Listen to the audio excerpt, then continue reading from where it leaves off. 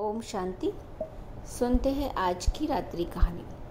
रात्रि कहानी का शीर्षक है संसार और साधना। एक घुड़सवार कहीं दूर जा रहा था।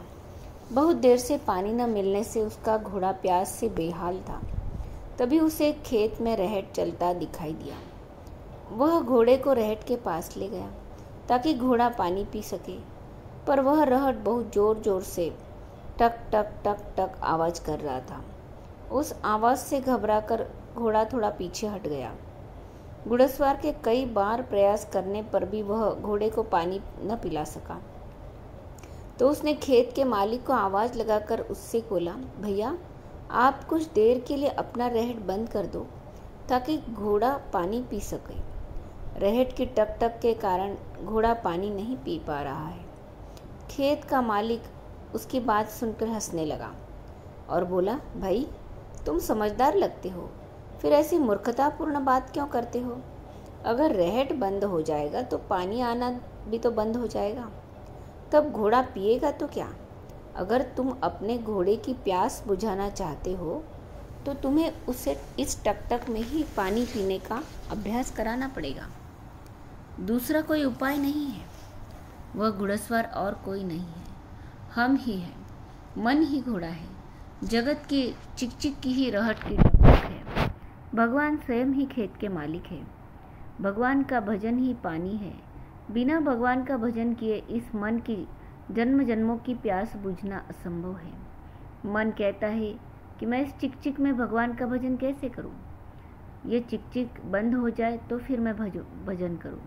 पर भगवान कहते कि अगर तुझे प्यास बुझानी है, अगर तू आराम, विश्राम, आनंद चाहता है, दुख से छूटना चाहता है, मुक्ति चाहता है, तुझे भजन का जल पीना ही पड़ेगा।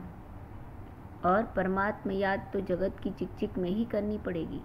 यदि हम सोचते कि पहले जगत की चिक चिक रुक जाए फिर मैं परमात्मा को याद करूँगा, तो निश्चित ही इस प्यास के बुझने की कोई संभावना न थी, न है, न कभी होगी। तो कई लोगों को हम कहते कि भाई थोड़ा टाइम निकालो, परमात्मा ज्ञान सुनो, परमात्मा शक्तियाँ प्राप्त करो, ध्यान सीखो, मेडिटेशन सीखो, लेकिन वो कहते हैं कि हमारे पास समय ही नहीं है ना। अभी हमारे बच्चे की पढ़ाई चल रही है, अभी हमारी बच्चे की शादी बाकी है, अभी हमारा ये जिम्मेवारी बाकी, वो जिम्मेवारी बाकी, उसके बाद हम आपका ज्ञान सुन लेंगे। तो ये जो दुनिया की दारी की रहट है, ये कभी रुकने वाला नहीं है। ये तो चलती ही रहेगी, अंत तक चलती रहेगी। शरीर का अंत होते तक वो चलती रहेगी और हमें पता भी नहीं है कि हमारे शरीर का अंत कब होगा। इसलिए जो समय हमें हाथ में मिलता है, हमें उसे परमात्मा याद में सफल करना है। और ये संसार की रहट की टिक टिक कभी भी रुकने वाली नहीं है। ये सोचकर ये भी चलती रहे और हमारी अंदर की कमाई कहो या हमारा परमार्थ कहो, वो भी चलता रहे, तभी हम बहुत सुखी और शांत, आनंदित जीवन जी सकते हैं। क्योंकि अध्यात्म के बिना निश्चिंत रहना, बेफिक्र रहना, तनाव मुक्त रहना केवल असंभव है।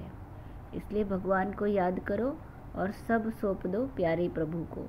हम मेरा मेरा कहते हैं तो उसमें टेंशन होता है और मरते मरते जीते हैं।